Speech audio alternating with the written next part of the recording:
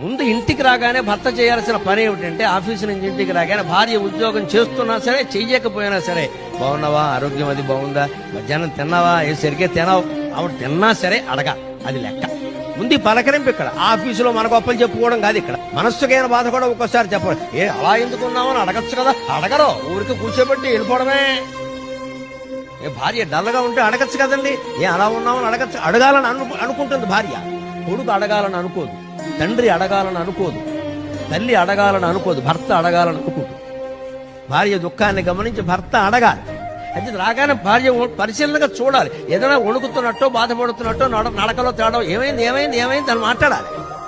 అక్కడ తండ్రి అవతారం ఎత్తాలమ్మా, భర్త కాదు, తండ్రి అవతారం ఎత్తాలి. ఓ తండ్రి కూతుర్ని పలకరించినట్టే పలకరించాలి. వాడు పొంగిపోతారు వెంటనే. ఆయనకి ఏమిటో నా మీద ఎంత ప్రేమ, అలా పట్టించుకుంటారా అని అడుగుతారు. పరమానందంగా ఉంటుంది.